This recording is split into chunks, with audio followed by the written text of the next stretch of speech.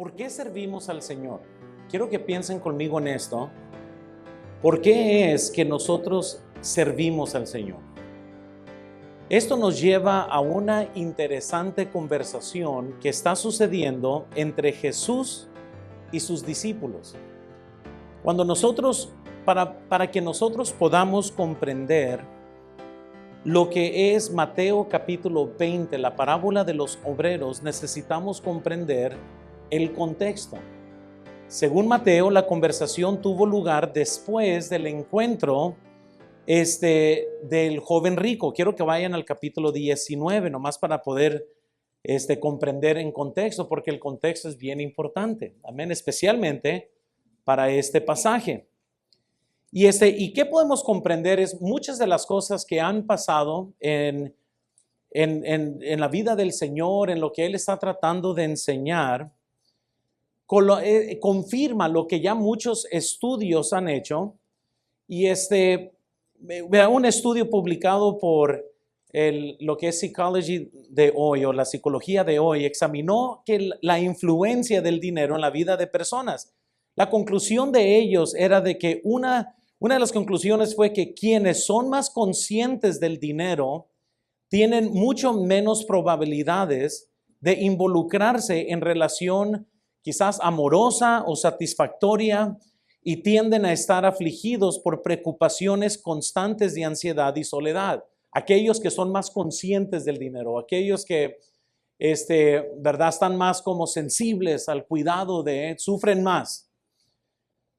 Y esto casi es lo que está sucediendo en nuestro contexto. Vean esto en la pantalla. La historia del joven rico revela de manera triste pero elocuente el poder del dinero para controlar la vida de una persona. La tragedia de este joven no fue que poseía riquezas. Noten, sino que las riquezas lo poseían a él. Nunca malentienda que Dios, por ejemplo, está en contra de que nosotros tengamos muchas riquezas. Ojalá que el Señor les bendiga con mucho. En lo que el Señor está en contra es de que esto tenga posesión de nosotros. Es decir, que de una forma u otra, esto es lo que nos controle a nosotros. Vean esto, por favor. No estaba dispuesto a soltar su fortuna para obtener la vida eterna que el Hijo de Dios le ofrecía. Y eso es lo tremendo. O sea, no hay ningún monto de dinero en este mundo que valore o que sea más de la vida eterna. Y cuando está teniendo esta conversación con el Señor Jesús, vemos que cometió un gran error. Ahora, vean conmigo, por favor, lo que sucede. Vean en el versículo 20 del capítulo 19 para tener este contexto. ¿Estamos ahí? Mateo 19, 20. El joven le dijo: todo esto lo he guardado desde mi juventud, ¿qué más me falta? Jesús le dijo: si quieres ser perfecto, anda, vende lo que tienes y dalo a los pobres, y tendrás tesoro en el cielo. Y ven y sígueme. Oyendo el joven esta palabra, se fue triste porque tenía, ¿qué dice? Entonces, noten la invitación de Jesús. Y yo pienso que en contexto, ahí están todos los discípulos como buenos bautistas escuchando. O sea, ¿verdad? Tratando de hacer comparación, ¿verdad? Porque gente se arruina cuando se comienza a comparar. Pero es obvio aquí que él estaba más interesado en su dinero que la salvación que Dios le estaba tratando de dar. Su confianza, noten, estaba puesta en su riqueza, no en su Dios. Y aquí es donde se revela esto. Ahora, usted y yo sabemos que no somos salvos por obras, es decir, no tenemos que dar todo lo que tenemos para poder obtener la salvación. Dios murió en la cruz para que la salvación fuera 100% por gracia. Es un don, el don Dios lo da a todos aquellos quienes se arrepienten y claman por esa salvación que Él ofrece. Es gratuita, nadie lo puede ganar por obras. Pero algo que Dios sí sabe es el Dios personal que tiene que ser derribado para que Dios sea su Dios. Y en el caso del joven rico, era el dinero. A lo mejor para alguien va a ser la lujuria, para otra persona quizás puede ser otro problema. Pero para el joven rico era el dinero y por eso le entró para decirle al joven rico, con que te crees perfecto. Bueno, vamos a hablar ya más profundo. Para que seas perfecto tienes que entonces venderlo todo y darlo a todos los pobres. En una sociedad, hermanos, donde la riqueza muchas veces es vista como una señal de aprobación y aceptación divina, el Señor hizo una declaración muy sorprendente aquí a sus discípulos, porque recuerden, igual como en los tiempos bíblicos es como hoy, ves a alguien que tiene mucho dinero y automáticamente gente comete un error y piensa, eso es Dios, es la bendición de Dios. Dios está con él porque mira todo lo que tiene y podemos cometer este grave error que a lo mejor los discípulos estaban cometiendo. Pero también Jesús sabía eso. Entonces quiero que vean Mateo 19:24. Bueno, vamos a comenzar del 23 para tener todo el contexto aquí. Entonces Jesús dijo a sus discípulos, de cierto os digo que difícilmente entrará un rico en el reino de los cielos. Otra vez os digo que es más fácil pasar un camello por el ojo de una aguja que entrar un rico en el reino de Dios. Ahora, cálmense porque muchos están pensando, oh no, voy a ir al infierno. Pero noten, no es así. El ojo de la aguja es un lugar en Jerusalén, no es nuestra aguja con la que cosemos, es la entrada y la razón que él estaba diciendo eso es porque cuando pasaban gente por ahí tenían que despojar a lo que eran los camellos de toda la carga que tenían. Literalmente el camello tenía que arrastrarse en sus rodillas y entrar. Y por eso Jesús dijo, es más fácil que un camello haga eso, que un rico esté dispuesto a despojarse de todo para poder obtener vida eterna. Pero me imagino aquí que los discípulos están poniendo bastante atención a lo que Jesús está diciendo. Vean, por favor, la salvación no es una conquista de los ricos o exitosos. Es un don de la gracia de Dios, dado gratuitamente y recibido con humildad. Y es por eso que la foto del camello arrastrándose, despojándose de toda la carga. Pedro, hermanos, no se vio tan impactado por el drama de la salvación que se estaba desarrollando enfrente de sus ojos, sino que ahora yo pienso que Pedro se enfoca en la promesa de Dios. ¿Cuál promesa de Dios? Vean el versículo 21, por favor. Vean en sus notas, porque eso es el contexto del mensaje. Jesús dijo, si quieres ser perfecto, anda, vende lo que tienes y dalo a los pobres, y ahí está la promesa. Y tendrás tesoros ¿en dónde? Y ven y sígueme. Yo me imagino que en su mente, hermanos, quedó cautivado con esto de tesoro en el cielo y sígueme. Yo pienso que estaba en su mente como que, a ver, espérame. Y Jesús comenzó a relatar, no, pues es muy difícil que un rico, y eso como que Pedro lo estaba ignorando.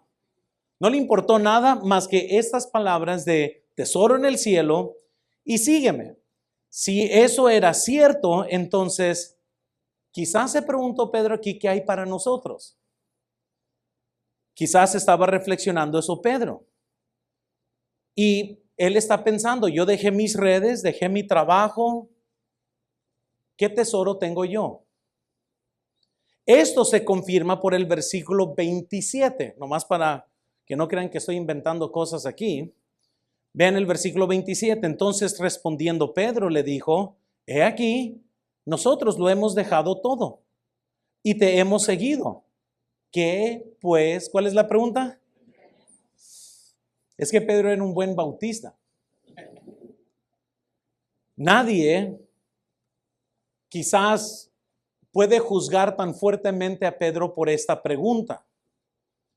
Pero él acaba de escuchar y acaba de ver que quizás este joven rico entra con obviamente su riqueza, es obvio que es de dinero, es obvio que tiene toda la vida marcada para él en seguridad y certeza, y acaba de ver que Jesús lo despide así al pedirle que venda todo lo que tiene y con el potencial de hacer dinero o tener tesoro en el cielo.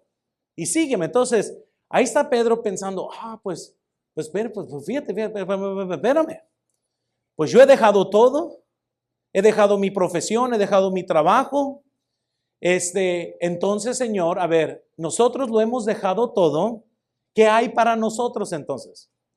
Porque si el joven rico se fue enojado y triste porque no quiso más su posesión, nosotros sí nos hemos despojado de todo.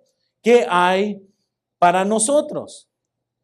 La respuesta, quiero que vean, del Señor a Pedro no fue de reprensión, sino de afirmación. No es incorrecto, hermanos, enfocarnos en las recompensas y bendiciones eternas, ni desear tesoro en el cielo. Y esto es un poco importante, hermanos, porque déjales digo, van a ver varios extremos aquí. Nomás deja poner esto como cimiento.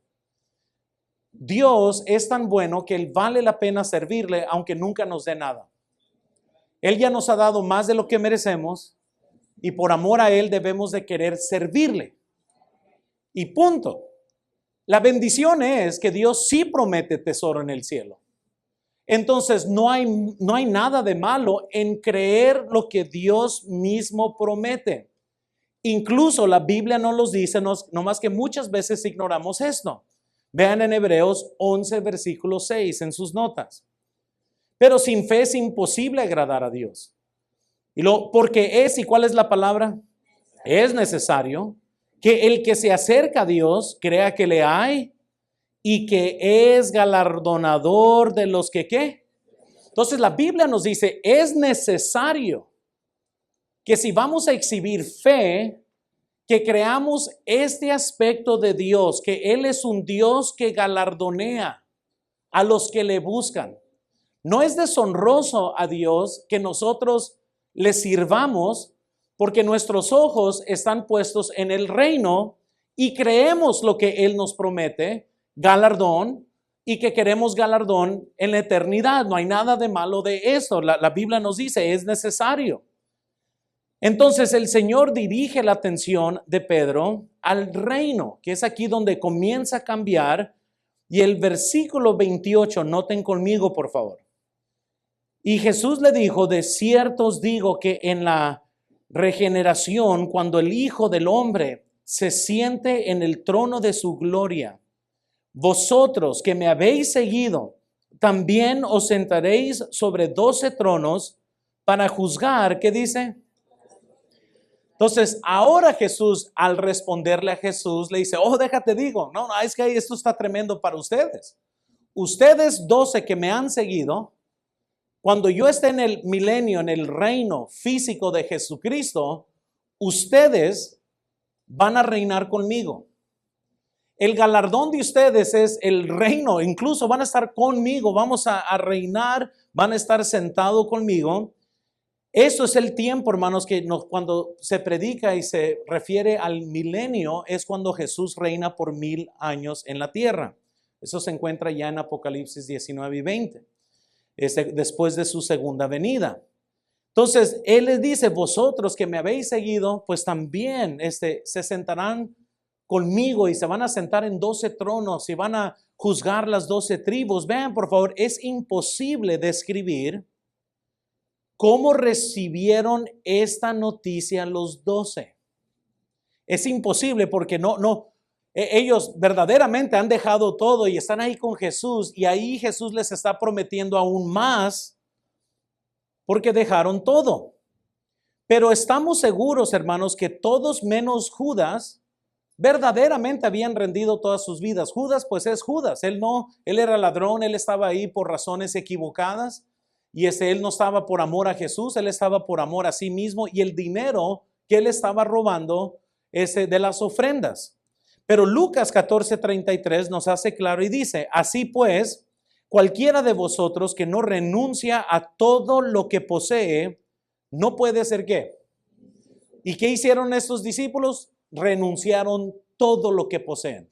Todo. Por eso Pedro pregunta, oye, pues si este rico que se fue y no quiso dar nada, pero Jesús le acaba de prometer a él que si hubiera vendido todo y se lo hubiera dado a los pobres, había tesoro en el cielo. para Él. Entonces, ¿qué ondas con nosotros? Si lo hemos dejado todo, ¿qué hay? Y pues Dios le vuelve a reafirmar que sí hay galardón para ellos. En este milenio donde ellos iban a recibir galardón, se cumplen muchas promesas de Dios en el Antiguo Testamento. Una de esas es Isaías 1:26, donde va a restaurar. Dice, restauraré tus jueces como al principio y tus consejeros como eran antes. Entonces te llamarán ciudad de justicia, ciudad fiel. Todas estas cosas se van a cumplir en el milenio. Claramente todas las promesas del milenio se cumplen en Jesús cuando Él reina. Vayan conmigo a Mateo 25, por favor, no pierdan el capítulo 19 porque vamos a regresar ahí. Pero noten, por favor, Mateo 25. Vean el versículo 31 nomás para que vean. 25:30 dice, cuando el Hijo del Hombre, hablando de Jesús, venga en su gloria y todos sus santos ángeles con él, entonces se sentará ¿en dónde? En su trono de gloria. Entonces en este milenio se sienta en el trono, reina en el trono de David y se cumplen muchas de las promesas del Antiguo Testamento. Pero hay una extensión aquí, quizás, y yo sé que de una forma estricta Dios le está hablando a Pedro y a los 12 apóstoles que iban a ser. El 12º, luego vemos que es Pablo, aunque muchos, bueno, ya cuando entremos un día al estudio de Hechos 1, ¿para qué abrir otro tema aquí? Pero al final de cuentas hay solamente 12 tronos. Y Judas es excluido, Pablo luego es llamado por Jesús mismo. Hay 12 tronos literalmente para los 12 discípulos o los 12 apóstoles. Y de una forma, sabemos que la promesa es para ellos, pero también se extiende a nosotros de forma tercera. No hay millones de tronos, hay 12, pero de todas maneras la promesa de reinar con Él también existe para nosotros. En Romanos 8:17, ven en sus notas. Y si hijos, y somos hijos, también herederos, herederos de Dios y coherederos con Cristo. Y si es que padecemos juntamente con Él, para que juntamente con Él seamos ¿qué? Glorificados. Vayan conmigo a Mateo 16, por favor. Perdón que los haga usar la Biblia en un servicio, pero es bueno que la naveguen un poco y vean, por favor, Mateo 16. Vemos otra vez otra promesa aquí de galardón, Mateo 16:27. ¿Estamos ahí? Porque el Hijo del Hombre vendrá en gloria de su Padre con sus ángeles y entonces pagará a cada uno conforme, ¿qué dice? Entonces, compartimos, hermanos, dice, va a compartir la gloria en cuanto a sus galardones, se los va a dar a aquellos hermanos que a quienes le va a pagar. Dice la Biblia en Apocalipsis 5:10, noten por favor, y nos ha hecho para nuestro Dios reyes y sacerdotes y reinaremos, ¿qué dice? Sobre la tierra. Eso es para todos los creyentes. Él nos ha hecho sacerdotes, nos ha hecho reyes y nos dice específicamente para poder reinar con Él. Entonces, de una forma tercera, por decirlo así, tenemos las promesas también nosotros de que un día en el reino también vamos a reinar con Él. No debemos de tener temor entonces de dejar todo para seguir a Cristo, porque la promesa es buena. La Biblia nos dice en 2 de Timoteo 2:12, si triunfamos también, ¿qué dice? Reinaremos con Él. Si le negaremos, Él también, ¿qué dice? Entonces, esto es muy claro. Podemos, hermanos, reinar con Cristo, pero si verdaderamente nosotros sufrimos como Él sufrió, si somos fieles, si perseveramos. Ahora, esto, y nomás digo esto claro, y no, obviamente no puedo aquí abrir este tema más también. No todos van a ser galardoneados igual. Todos somos salvos igual. Somos salvos todos por la gracia de Dios. Nadie aquí merece el cielo. No hay tal cosa como que, bueno, pues unos van a ser salvos apenitas y otros muy fácil. No, todos merecemos el infierno. Igualmente, no hay nadie aquí Dios no hace distinción en cuanto al juicio de Dios. Pero en cuanto al galardón de Dios, no todos reinarán con Cristo. Esto es un galardón. El no reinar con Cristo no quiere decir que pierdes tu salvación, pero sí pierdes el galardón. Y hay cristianos que desperdician toda su vida cristiana. Y va a ser un día muy triste en el día del juicio cuando se noten que van a entrar al reino, pero van a entrar pobres. Van a ser dichosos porque son salvos, pero van a ser muy pobres porque no tienen nada para Dios que les espera en el futuro. Pero este momento es tan importante que para los que reinan, aún van a juzgar ángeles, dice la Biblia en 1 Corintios 6, versículo 1 al 3. No sé exactamente de qué estaremos juzgando a los ángeles, a los que reinan con Cristo, pero pues ahí se nos promete que eso también va a suceder. Pero entonces, ¿en qué se va a basar el privilegio de poder reinar con Dios? En el versículo 29, y regresen otra vez por favor al capítulo 19, porque ahora sí ya vamos a entrar a nuestra parábola. En el versículo 29 de Mateo 19, el Señor estableció el principio de las recompensas y el sacrificio presente, y cómo el sacrificio presente produce algo eterno, dice el versículo 29. Y cualquiera que haya dejado casa, o hermanos, o hermanas, o padre o madre, o mujer o hijos, o tierras por mi nombre, recibirá 100 veces más y heredará, ¿qué dice? La vida eterna. También Marcos 10:30 nos confirma lo mismo. Aquí está otra vez Jesús marcando el que deja a todo esto. Ahora, de una forma, esto es simbólico en el aspecto que el galardón más va a ser grande. Esto no quiere decir que si alguien deja a su esposa, como dice mujer, va a recibir 100 esposas en el cielo. Ahora, para muchos esto sería muy miserable, ¿verdad? Pero no es así, ¿verdad? O sea, no es como que, oh, qué tremendo, voy a ir a dejar a mis hijos para servir a Cristo y cuando llegue en el milenio voy a tener 100 hijos. No está hablando, pero lo que está diciendo en otras palabras es que el galardón es muy bueno y tenemos que confiar en su palabra. Cualquiera que sea la pérdida, vean por favor ahora, la recompensa será infinitamente mayor. Es lo que estamos entendiendo con esta promesa de Jesús. Mira, cualquiera que deje estas cosas 100 veces más va a recibir. La bendición es grande. Entonces el Señor resumió 2 puntos en el versículo 30. ¿Estamos ahí todos? Mateo 19:30.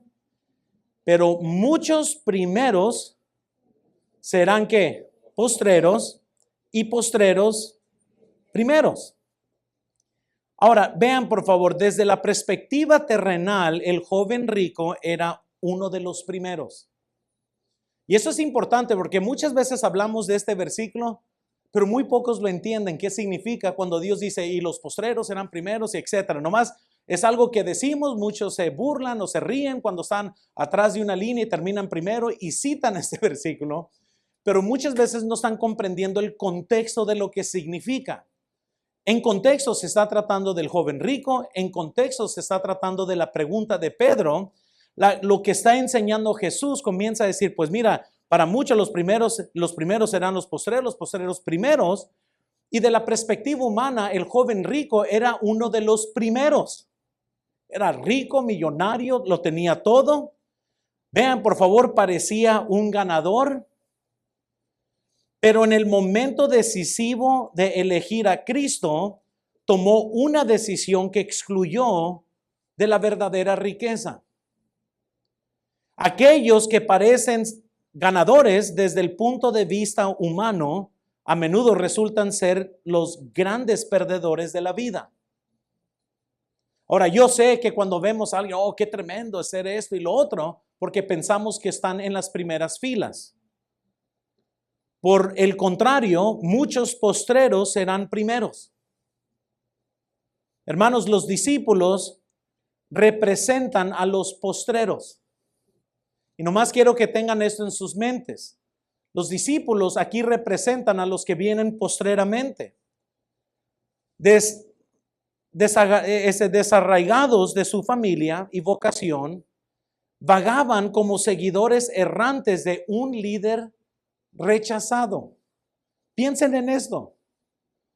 Ustedes quisieran ser un discípulo de Jesucristo cuando Él vivía como indigente, no tenía nada.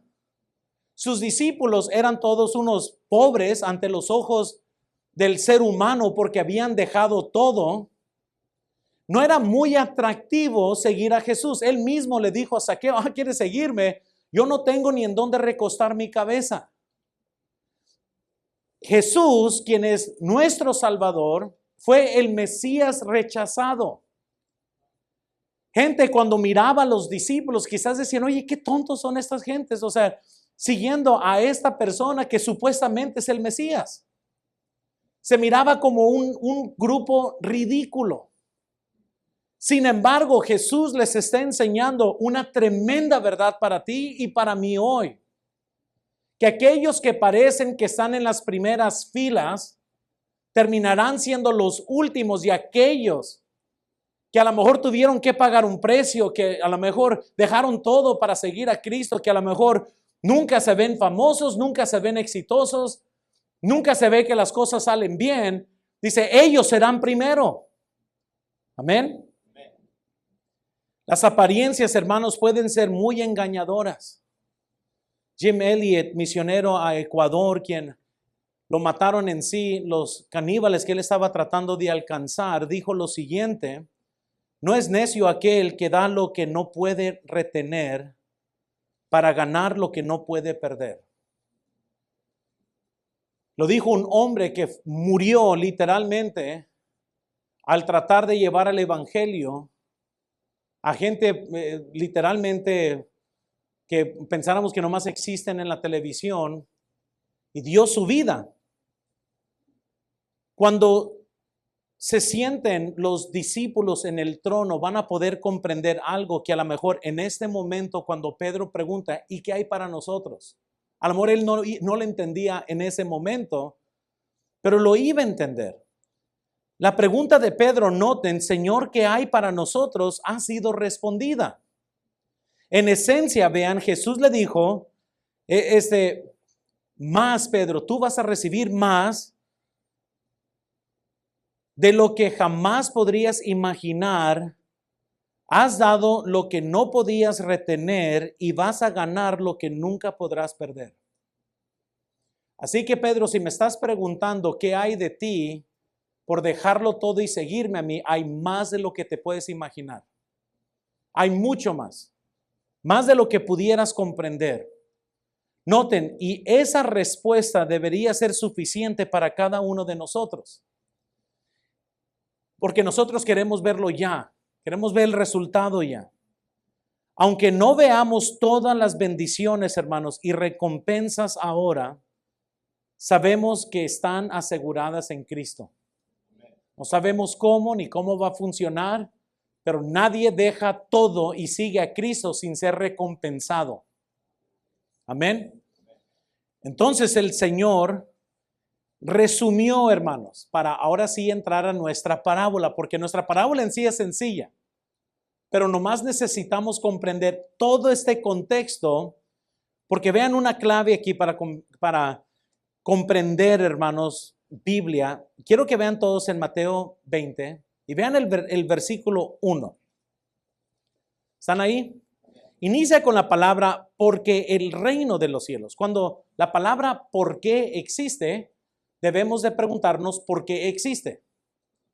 Es una buena regla, hermanos. Se los voy a volver a decir. Cuando la palabra por qué existe, debemos de preguntarnos por qué existe. Siempre que hay un por qué es porque está continuando una misma línea de pensamiento. Él acaba de tratar del joven rico, acaba de tratar con los discípulos y le dijo a los discípulos algo extraordinario que ellos están escuchando, se están tratando de imaginar. Ahora está a punto de ilustrarlo con una parábola, lo que les acaba de enseñar a los discípulos. porque el reino de los cielos es semejante a un hombre, padre de familia, que salió por la mañana a contratar obreros para su viña. Entonces vale la pena notar que el Señor observa bien la lucha. Él observa lo que está viendo con los discípulos. Quizás está notando a Pedro un poco patinando en su mente, como que no entiende. Las parábolas, hermanos, son historias que relatan una verdad, y la forma que Jesús ilustraba todo lo que quería enseñar era por medio de parábolas, para que los discípulos pudieran encontrar una ilustración de lo que él quería enseñar. Iba a ser muy difícil para ellos comprender. Fíjate, en el milenio, lo que dice Ezequiel y Isaías y Jeremías, cuando estemos ahí, esto va a pasar, porque sus mentes iban a estar como que, ¿qué? Pero con la verdad que les acaba de enseñar, entonces, porque el reino de los cielos, déjales digo cómo es el reino de los cielos. El reino de los cielos es como un hombre de familia que sale a buscar trabajadores. Y él está observando cómo ellos necesitan más ilustración para poder comprender la verdad que les está enseñando. Y esta historia entonces comienza a revelar la parábola de nuestra historia, la que estamos estudiando hoy. Jesús gentilmente va a corregir a Pedro. El Señor quiere que reflexionemos, hermanos, sobre la actitud del corazón con la que un discípulo debe de servir a Cristo. Ahora, déjales digo, yo luché con esto para predicárselos, porque es bien difícil, porque yo sé que yo soy culpable de lo mismo. Yo soy muy similar a Pedro, más de lo que me imaginé. Y entonces eso también es quizás un reproche a mí mismo al estudiar las Escrituras hoy, si quiero ser sincero. Pero el Señor está corrigiendo la actitud de cómo un discípulo sirve. Los jornaleros eran una realidad común en la época del Señor. Un denario por día era lo que una familia necesitaba para sobrevivir. Y la historia entonces nos dice la parábola que a las 6 de la mañana el dueño de familia sale y pide a los trabajadores que vengan y trabajen en su viña, trabajen en su casa. Acordaron ellos en un salario. Los que van al principio quedan de acuerdo. Entonces, ¿qué? Vas y trabajas el día, yo te doy el salario del día, ¿estamos de acuerdo? Sí, se saludan y vámonos a chambear. Ahora, no sé qué pasa o no sé qué problemas comienzan a pasar, pero luego sale más o menos como a las 9 de la mañana y vuelve a salir otra vez para buscar a más gente, sale otra vez y sale básicamente una hora antes de que se acabe el día. Y agarra la última tanda de personas. Es cuando llega y les dice, ¿por qué están desocupados ustedes? ¿Por qué andan aquí de flojos nomás ahí parados? Y dice, pues nadie nos ha contratado. Pues entren a la viña, vengan y entren para que puedan servir. Vean el versículo 4, por favor. Dice la Biblia, y les dijo, y también vosotros a mi viña, y os daré lo que sea justo. ¿Y qué dice? Entonces les hizo una oferta sencilla después de los primeros obreros. Los primeros obreros, hermanos, quedaron en acuerdo con un pago. Después de esto, el acuerdo era, tienes que confiar en mí que yo te voy a dar lo que yo te quiera dar. Nunca acordaron. No es como que los discípulos, los siguientes que entraron, dijeron, a ver, espérame, ¿cuánto me vas a pagar? No, entra y yo te voy a dar, pues yo te voy a dar lo que es justo. Amén. Ellos no te aceptaron y fueron, y sin un acuerdo contractual, sino confiando en la promesa y el carácter del dueño. Este proceso se repitió 3 veces más, a mediodía, a las 3 de la tarde y a las 5 de la tarde. Cuando terminó el día, el dueño ordenó a su mayordomo que pagara a los trabajadores, comenzando por los que solo habían trabajado 1 hora y continuando a los que habían trabajado toda la jornada. Para sorpresa de los primeros, recibieron un denario completo, el salario de un día entero. Ahora, evidentemente, hermanos, yo pienso aquí que, pues al final de cuentas, yo sé, porque la tendencia humana es así. Y hay muchos hermanos de nuestra iglesia que son exactamente igual. Ahí están unos que trabajan desde las 6 de la mañana. El acuerdo era 1 denario por día. Eso era el acuerdo entre ellos. Van y agarran hasta la última hora, 1 hora de trabajo, pero comienza el Señor. Y a propósito, porque el Señor sabe cómo enseñarnos una lección. Y Él dice, bueno, vamos a pagarles a todos, pero vamos a comenzar con el último que agarramos. Aquel que andaba jugando videojuegos todo el día, a él vamos a agarrar. Y fueron con él. Y los otros estaban así, pues le van a dar, yo pienso, 1/4 de 1 denario. Pues él no trabajó nada, no le van a dar nada. Un taco le van a dar de machaca, es todo. Pero cuando están todos ahí observando, notan que recibe el denario completo como se les prometió a los que entraron a las 6 de la mañana. Y aquí es donde todas las injusticias morales del ser humano vienen en choque. Porque los que entraron a las 6 asumieron que ellos iban a recibir más, porque el que trabajó 1 hora recibió lo que se le prometió a él de haber trabajado todo el día. Amén. ¿Sí me están siguiendo? La noticia, hermanos, de que todos recibieron 1 denario desde el último, vean, la noticia de su buena fortuna se propagó rápidamente por la fila de los trabajadores de 12 horas. Comenzaron a anticipar con entusiasmo una gran recompensa. Si ellos recibieron 1 denario, nosotros deberíamos recibir 12. ¿Estamos comprendiendo aquí? Para cuando llegaron al frente, ya se imaginaron cómo tenían las caras. Pero imagina su desilusión al descubrir que su pago era 1 solo denario. Esto, hermanos, era exactamente lo que se habían acordado en el versículo 2. Exactamente. Entonces, vean, parafraseando las palabras de Jesús, ellos solo trabajaron 1 hora y nosotros hemos trabajado 12 horas completas bajo el sol. ¿Cómo puedes llamar esto justo? Pausen aquí, hermanos.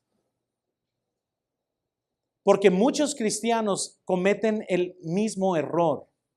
Tiran la palabra justa como si fuera nomás una palabra que no tiene definición. Dios no estaba siendo injusto, Él les prometió 1 denario. Ellos entraron por 1 denario. Hubiera sido injusto si le hubiera dado medio denario. Pero Él les dio lo que le prometió. Muy bien. Y sin embargo, ellos comenzaron a murmurar entre ellos. La respuesta del dueño fue clara. Les dijo que su pago era justo porque era exactamente lo que habían acordado. Pero aquellos que trabajaron menos tiempo fueron pagados con generosidad, no con justicia estricta.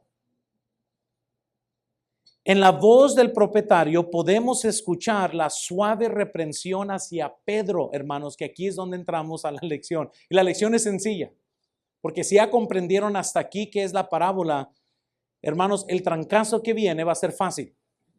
Muy bien, porque está sencillo el mensaje.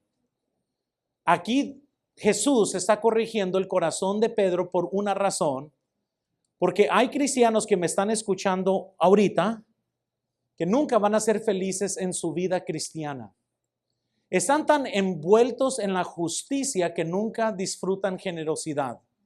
Están tan estrictos así, tratando de hacerse iguales por todos lados, que nunca reciben más de Dios más que juicio, porque nunca están satisfechos ni felices con su vida. Siempre andan buscando, a ver, no, pues si es así con ellos, también con nosotros. Yo sé, porque siempre estoy lidiando con cristianos carnales que viven comparándose siempre. Imagínense con lo que Dios tiene que tratar cuando sale un cristiano y ve su casita que se está cayendo y ve a otro cristiano que tiene una mansión de 3 casas. Y si aquí en la iglesia muchas veces cristianos andan con su ojo de justicia, andan con su lupa, tratando de hacerse pasar por mártires porque en su percepción las cosas no son iguales. Imagínense lo que está profundamente en cristianos Cuando están siempre observando cada cosa de la vida. Ay, no, mi carro apenas prende. Ay, no, aquel hermano se cree mucho porque mira el carrazo que tiene. Y así comienzan los cristianos que fueron agarrados a las 6 de la mañana para trabajar, viven así, quejándose contra Dios por ser generoso. Amén. Yo sé, hermanos, respiren, yo sé. Hay 3 peligros de los que Jesús está advirtiendo aquí. Estos 3 peligros van a ser comunes en cristianos, quienes pueden optar estrictamente con una actitud en la que Pedro podía haberse perdido su corazón, y por eso Jesús le está tratando de dar perspectiva. Porque recuerden, él vio al joven rico, se fue triste porque prefirió su dinero que Cristo. Escuchó una promesa al rico que si deja todo iba a haber ganancia. Entonces Pedro se atreve y dice, entonces, ¿qué? ¿Para mí qué? Yo sí dejé todo, ¿qué hay para mí? Entonces Jesús está explicando y él como que está viendo todavía que no está muy convencido. Pedro como que no está entendiendo. Entonces, para sacar el marro divino de Dios y enseñar esta lección bien, casi nos pudiera continuar la historia diciendo, Pedro, déjate lo ilustro de esta forma. El reino de los cielos es como, porque está continuando esta conversación con los discípulos. ¿Cuáles peligros existen?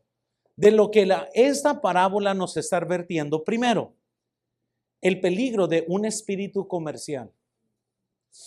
Yo sé, hermanos, este es uno de los grandes aquí. El espíritu comercial.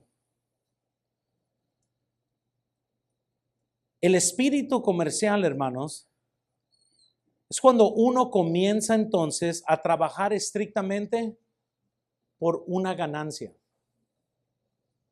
O sea, en otras palabras, Señor, a ver, ¿qué hay para mí si yo le entro a trabajar todo el día? Bueno, pues un denario. Entonces, cuando así comienza la cosa, un trato, no se trata de dinero, entonces uno está como bien a la alerta. Bueno, entonces, bueno, yo voy a entrar, ¿verdad? Por el dinero, voy a entrar por el pago. Uno comienza con un espíritu comercial tratando de dialogar en su mente cuánto merece por el trabajo que trabaja. ¿Sí estamos comprendiendo esto? El pago debe de ser proporcional al trabajo realizado. En otras palabras, bueno, Señor, bueno, ¿qué tal si yo te sirvo? Yo sé que quieres que a lo mejor sea un misionero, pero ¿qué tal? Mira, vamos a hacer un trato aquí. ¿Qué tal si mejor me quedo como mujer el resto de mi vida? ¿Cuánto me darías entonces? Ok, Señor, bueno, está bien. Vamos a negociar. Bueno, ¿qué tal si le entro a un diácono? ¿Qué hay para mí? Y cuando menos lo esperan, hay cristianos como que quieren regatear con Dios sobre si vale la pena servirle o no. Ese es el espíritu comercial. Pero la economía del reino, hermanos, es muy diferente a la economía terrenal, que es lo que Jesús le está enseñando a Pedro. Al decirle, Pedro, los primeros van a ser los últimos y los últimos primeros, le está tratando de decir, no trates de hacer economía terrestre, no te va a funcionar. Las cosas no son así. Vean, si trabajamos por salario, recibiremos exactamente lo que pedimos, ni más ni menos. ¿Eso es lo que quieres? Yo no. Nos convertimos, noten, en asalariados, dependientes de nuestra capacidad de negociación. ¿Cuánto mejor es ser hijos dependiendo de la generosidad de nuestro Padre? Que es lo que Él está enseñando. Unos entraron estrictamente por el denario, otros entraron lo que tú quieras darnos. Unos dijeron, bueno, vamos a trabajarte exactamente 12 horas por un denario y no ni un minuto más, pero me das el denario. Otros dijeron, pues bueno, le vamos a entrar lo que nos permitas, páganos lo que tú pienses que es justo. Amén. Nuestro servicio, hermanos, nos pone en deuda con Él en realidad. Si dejamos la recompensa en sus manos, seremos sobresalientes, y la verdad es que terminaríamos ganando más de lo que perdemos. Ese es el principio. El peligro entonces es para todos aquellos, hermanos, que quieren vivir para pura justicia. A mí se me prometió eso y eso es lo que quiero. Dios está diciendo, espérame. No. Tú vas a querer mejor vivir bajo mi misericordia. Yo te cuido. No entres a servirme para ganar algo. Tú entra y sírveme y deja que yo te pague como yo quiera. Porque eso es mucho mejor que tratar de entrarle a servir a Dios para ver qué hay para ti. Amén. Segundo, el segundo peligro es el peligro de la competencia. Le podemos poner comparación si quieres. Pero cuando los trabajadores, hermanos, de 12 horas vieron a los trabajadores de 1 hora y se compararon con ellos, vean el versículo 10 conmigo, por favor, del capítulo 20. Quiero que todos lo veamos. ¿Estamos ahí todos? Dice la Biblia, al venir también los primeros, pensaron que habían de recibir, ¿qué dice? Pero también ellos recibieron cada uno un denario. Entonces, nomás vean aquí lo que está sucediendo. ¿Y cuál es el peligro cuando alguien tiene un corazón incorrecto, hermanos? Comienzas a meterte, a ver qué ondas, vamos a ver. Cuando sus ojos se enfocaron en lo que otros habían recibido, fueron incapaces de recibir su propio salario con gozo. ¿Sí lo estamos comprendiendo? Miren, si hubiera comenzado con los primeros y les hubiera dado a ellos un denario, ¿ustedes piensan que estuvieran de malas? No, porque no había cómo comparar. Oh, mi denario, trabajé todo el día. Gracias, Señor, gracias por el trabajo. Soy bien feliz. El problema con ellos no era que recibieron lo que se les prometió. El problema fue que ahora se metieron en una competencia con los primeros. Eso les arruinó el espíritu. Saúl, hermanos, estaba muy feliz cuando ganaban las guerras, excepto cuando comenzaron a cantar un canto que le atribuía más ganancia a David. Y la Biblia nos dice en 1 Samuel 18, 8 al 9, noten, y se enojó Saúl en gran manera y le desagradó el dicho. Y dijo, a David dieron 10,000 y a mí 1,000. No le falta más que el reino. Y desde aquel día Saúl no miró con buenos ojos ¿a quién? ¿De quién era, hermanos, la ganancia? De Saúl. Era su reino. El hecho que David fue y ganó la batalla fue una ganancia para Saúl. Pero cuando cristianos se meten en competencia, pierden todo el gozo de servir a Jesucristo, porque siempre están viendo y comparando y viendo cómo le va a alguien más y cómo no le va a alguien más y cómo se le trata a una persona y cómo se me trata a mí. Eso es injusto.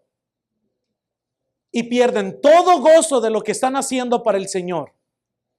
Nada, hermanos, es menos apropiado en los discípulos que la comparación. Nunca debemos estarnos comparando ni metiéndonos en competencia. Imagínense, hermanos, vean, ¿qué tanto se pudiera hacer si no le importara quién recibiera el crédito?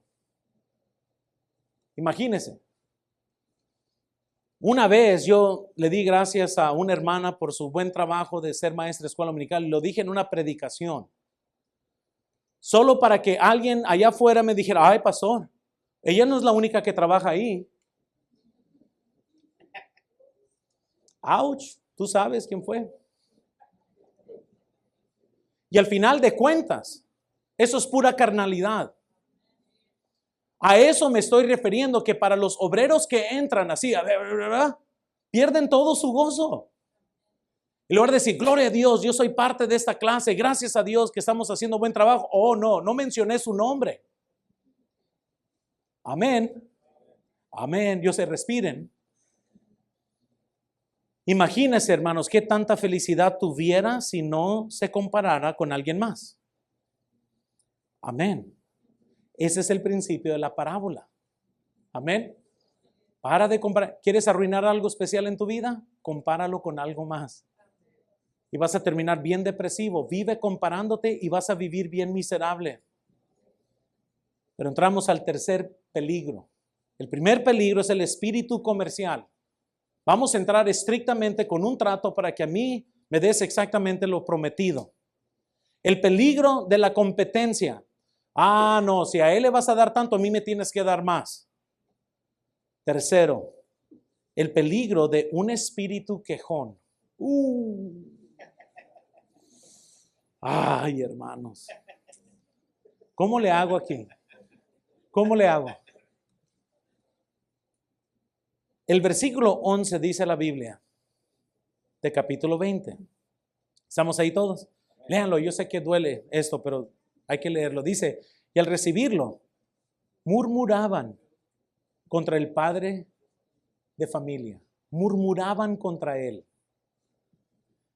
Tal murmuración, vean esto, hermanos, reveló el Señor, es un ataque contra la bondad y la generosidad de Dios mismo. Yo les dije hoy en la mañana, hermanos, tengan mucho cuidado con sus quejas. Ay, no, me tengo que levantar a trabajar. Ay, hasta que se te quite el trabajo. Y ahora sí vas a estar llorando para que Dios te dé uno. Amén. Amén. Ay, no, y esto y lo otro. Y sigue murmurando, hermanos. Y la mejor forma de detener la bendición de Dios en tu vida es quéjate de todo lo que Dios te está dando. Del trabajo, la bendición, el hogar, la familia. Quéjate, hermanos. Y Dios sabe cómo transformar esto para que estés muy consciente de la bendición de Dios. Pero ¿cómo te va a bendecir si lo que Él usa para proveer para ti te estás quejando? Y por eso muchos hermanos se han descalificado en el ministerio porque se la llevan comparando.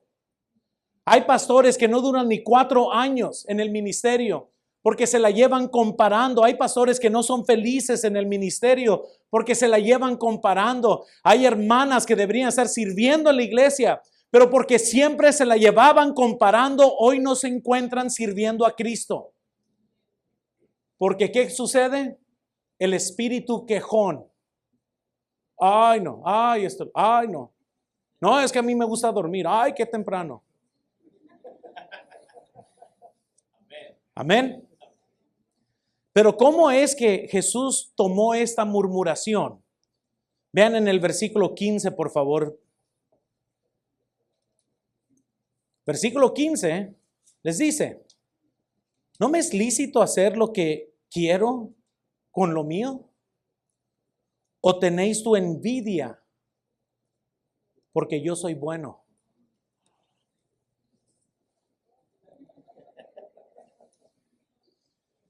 Y sabe lo difícil de esto, hermanos, es de que muchas veces nosotros somos culpables de ver la bendición de Dios en la vida de alguien y eres envidioso, envidiosa que Dios es bueno con alguien. Y quizás Dios hoy te está preguntando, ¿que no es lícito yo hacer lo que yo quiera con lo mío? Y si quiero bendecir a esta persona hasta que le salga dinero de los oídos, te va a preguntar, ¿y a ti qué? Es mi dinero, es mi bendición, yo hago con eso como yo quiera. Pero para el envidioso ve la bendición de alguien más y dice, no, yo también la quiero. No es justo, yo también soy hijo de Dios. Amén. Yo también voy a la iglesia Bautista Hermosillo, yo también necesito saber. Y no, espérenme, calmaos. Porque para Dios fue una gran ofensa que primero le digan a Dios injusto, porque Él dio lo que prometió. Y segundo, porque se estaban quejando de la bendición de los que trabajaron 1 hora. Porque si Él quería, le podría haber dado 20 denarios al que trabajó 1 hora, si Él quisiera. Sigue siendo justo con el que le dio 1. Amén. Hermanos, ¿qué les pudiera decir de las quejas? Hay mucho que se pudiera, yo podía predicarte un mensaje. Pero fue la queja de Israel que le costó 40 años en el desierto. En toda la Biblia, murmurar es una de las tragedias grandes de todo creyente. Es una forma de asegurar la mano de Dios que se detenga en tu vida al comenzar a murmurar. La Biblia dice en Números 14:27, ¿hasta cuándo oiré esta depravada multitud? ¿Que qué? Contra mí, las querellas de los hijos de Israel que de mí se quejan. Esta depravada multitud. Si un día esta depravada iglesia es porque estoy bien enojado, es lo que está diciendo. O sea, no crean. O sea, lo que Dios está hablando bien enojado aquí. O sea, es una descripción fuerte aquí de cómo se está quejando de la multitud, porque se están quejando de Él. ¿Y cuál es el resultado de esta queja? Vean, Números 14:29. En este desierto caerán vuestros cuerpos, todo el número de los que fueron contados entre vosotros, de 20 años arriba, los cuales han murmurado. ¿Sabes lo que Dios prometió? Con que te quieres quejar. O sea, no te hace feliz el maná, no te hace feliz la carne, no te hace feliz el agua, no te hace feliz que yo te protejo, no te hace feliz nada. Te estoy diciendo que yo voy a estar contigo y yo te estoy pidiendo que vayas y conquistes las tierras. Yo te prometo la ganancia, tú vas a ganar, yo voy a estar contigo. Mandan los espías, regresan los espías, todos pierden fe en Dios y comienzan a quejarse contra Dios por lo que Dios les está pidiendo que hagan. Y la promesa de victoria se fue a la basura.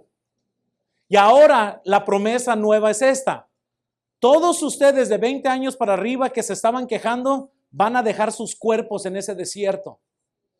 ¿Sabes lo que sí sucede unos versículos después? Comienzan a llorar, a quejarse, a buscar arrepentimiento, y Dios dijo, no, nada, para que se les quite. Amén. Yo sé, es difícil. Yo sé, hermanos, esto es difícil. Pero ¿cuántas veces a lo mejor no hemos forjado bendiciones de Dios? ¿Cuántas veces no nos hemos quejado, hermanos?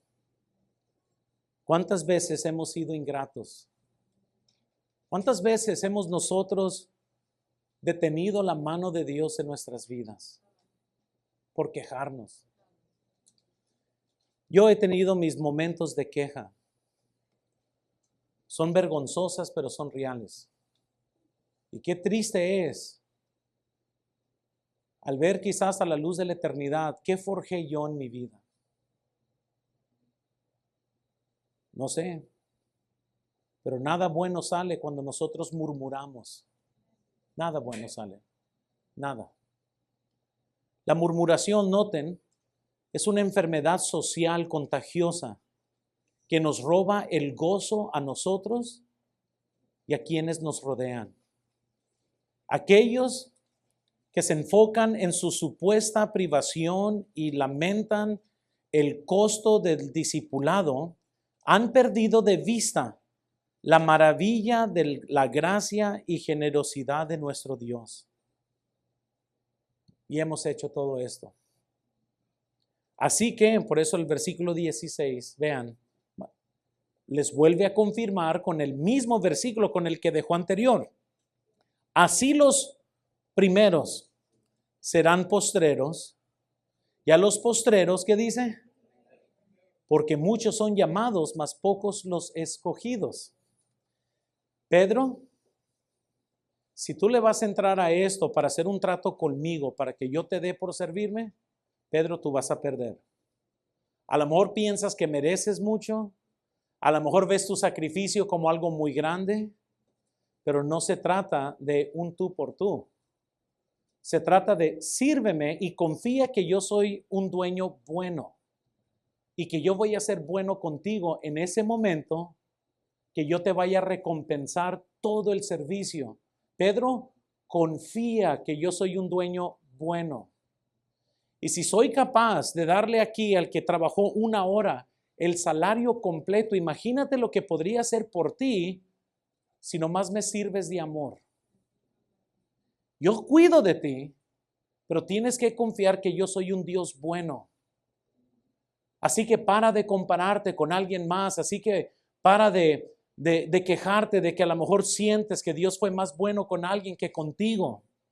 Enfócate, Pedro, enfócate en mí y mi galardón va a ser un galardón increíble, pero tienes que hacerlo por mí. El 4 de diciembre de 1857, en la víspera del regreso de África del misionero David Livingstone, lo entrevistaron y él trató de expresar los motivos que moldearon su vida. Y él dijo lo siguiente, se los puse en sus notas. Él dijo, personalmente nunca he dejado de regocijarme de que Dios me haya confiado su servicio. La gente habla mucho del sacrificio de dedicar mi vida a África, pero ¿se puede llamar sacrificio a devolverle a Dios un poco de lo que le debemos? Y le debemos tanto que jamás podríamos saldar nuestra deuda. ¿Puede llamarse sacrificio a aquello que nos da la más profunda satisfacción, que desarrolla nuestras mejores capacidades y que nos llena de las más grandes esperanzas y expectativas? Fuera con esa palabra. No es absoluto un sacrificio, más bien llámese un privilegio. Ahora, este hombre enterró 2 esposas en África porque se enfermaron. Sus hijos lo dejaron. Este hombre, uno de los héroes de la fe misionera, tuvo una tremenda pérdida en su vida personal por servir a Cristo. Y la verdad es que para nosotros un gran sacrificio es venir hoy en la noche a la iglesia. Para muchos se sienten que, no, hombre, esto es, o sea, venir el miércoles, no, hombre, ahora sí somos fanáticos. El gran error, quiero que vean, del apóstol Pedro, hermanos, fue calcular el costo y calcular la recompensa sin considerar el privilegio del servicio. Amén. Vean esta pregunta, ¿por qué servimos al Señor? Con esto comencé. ¿Por temor? ¿Por deber? Quizás por prestigio. ¿Por recompensa? Ahora, nuestros motivos, hermanos, nunca son completamente puros y hay diversos factores. Y como les dije, no hay nada de malo de servir al Señor sabiendo que hay recompensa. Pero vale más que eso no sea tu único motivo. Pero ciertamente noten, no somos jornaleros que sirven por un salario.